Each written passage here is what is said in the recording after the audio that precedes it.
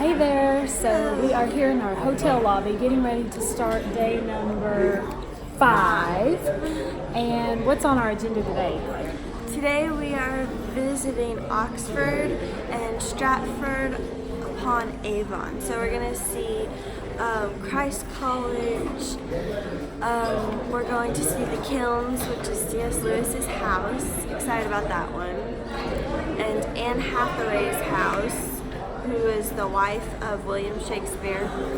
And I think the other one's Mary Arden's farm. Maybe. There was quite a list today. So we're driving in the bus today, which is a little bit of a break from all the walking we've done in London. Yes. And so that's going to be very nice. We're kind of looking forward to that. Get some time to sit and maybe read while we drive, enjoy some countryside, which we did yesterday as well. And today is Farm Son's birthday. He's 13, so y'all be sure to wish him happy birthday. We're not with him. We celebrated before we left. And so we sent him birthday greetings this morning. We're getting ready to load the bus and go about our day. Hopefully we'll have some time to stop and do some filming. We've been kind of busy Rushing, and haven't always had time to stop and make a video. So we're hoping that we will be able to keep you guys updated a little bit better since things are maybe a little bit slower. We'll see. We're not promising, but we're trying.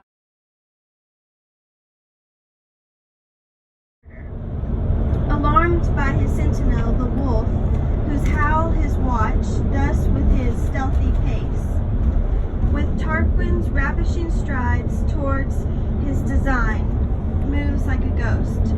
Thou sure and firm set earth, hear not my steps, which way they walk, for fear. Thy very stones prate of my whereabouts, and take the present horror from the time, which now suits with it. Whiles it is done, the bell invites me. Hear it not, Duncan, for it is a knell that summons thee to heaven or to hell.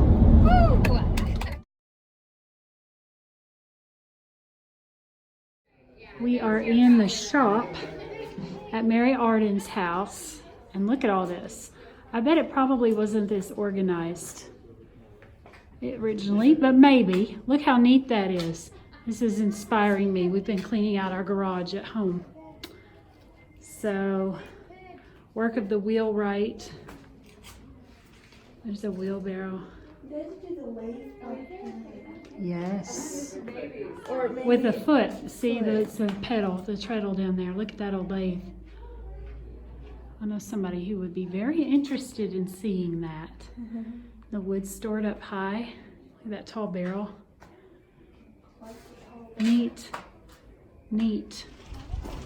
Oh, look at the donkey. Claire. Does that make you want one? We're not sure why she wants a donkey. Why do you want a donkey? Right, purpose. We need purpose. Cute. So here's another woodworking area.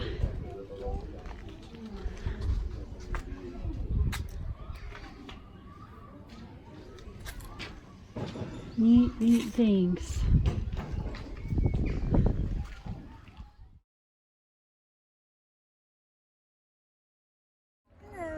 Talk to me. So we are at Anne Hathaway's cottage, which is the cottage where Anne Hathaway, the wife of William Shakespeare, grew up. It's so pretty. So I'm going to try to go slow so you can see it. It's not a cottage at all, they told us, and it was never Anne Hathaway's house, in that she didn't own it. It passed to her brothers, and she was married. She grew up in it. She's born in it. And it wasn't all here originally. This middle part that I'm showing you now was the original part. Built in the 1500s, right? Is that what she said? It's medieval, has the original stone floor in it. Lots of the original wood. And I saw upstairs a chair, which they believe or learned that was the chair, I think they called it the courting chair, where William Shakespeare sat when he was courting Anne. Which is pretty neat. Very interesting. So they've turned the backyard, which they call gardens, into a garden. But she said, the tour guide said, when they would have lived here, imagine a muddy, sloppy mess, because this would have been a working farm. So animals, vegetables, all that kind of thing. And they actually owned 15 acres out back, and they farmed sheep at the time and were very prosperous, right? Yes. Anything else to say? No, other than I love the garden. She's been taking pictures of all the flowers, and it's really is stunning. Lots of roses and things. This is sort of an overall view, but walking through back over in the back towards that way, there's a lot of this really pretty stuff, and it's everywhere. It's not just right here where I'm standing showing you. So Anne Hathaway's home. And they lived here from the 1500s until the 1800s. No, 19. 19, I'm sorry. And 1800s when they built on the bigger part. And 13 generations of Hathaways lived here. And there are still Hathaways in this community, descended from her grandfather. So that's kind of neat. Very neat. All right, tell us about the day today. So we had a very exciting day. We got to go to Oxford, which was very cool. We got to see from afar the college where J.R.R. Tolkien taught at or went to. I can't remember. I think he taught at it. And the one where C.S. Lewis taught at. We got to tour or look inside the dining hall in it. At Christ College. Christ Church College. Yeah. Very fancy and very, very neat. Old. And so we got to see some of the architecture and things, like the lampposts that might have been the inspiration, or what are the inspiration to C.S. Lewis for some of his books, and inspiration for J.R.R. Tolkien. It was really cool. And Alice in Wonderland. It all tied in to the architecture. It was really neat to learn about. And then we went to Mary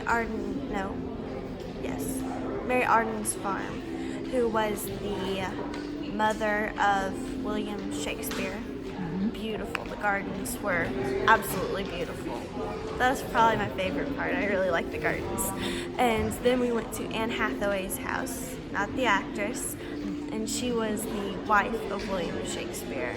And actually it was more of a cottage, sort of big cottage. It was really cute with the thatched roof and everything.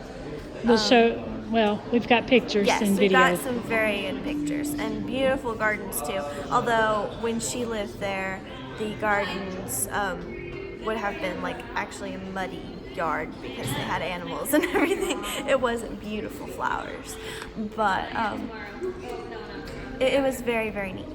Cool day. Very cool day. And we're at the hotel now. It's late, about 11 o'clock here in London. And getting sleepy, but we have one more thing to do, right? Yes. And then we're going to head to bed because tomorrow we leave London. Goodbye, London. Cambridge. Cambridge and Hull, right? Yes. So we have a big day tomorrow, a little more driving than usual. So good night, everybody. Good night. Or good morning. Good evening in America.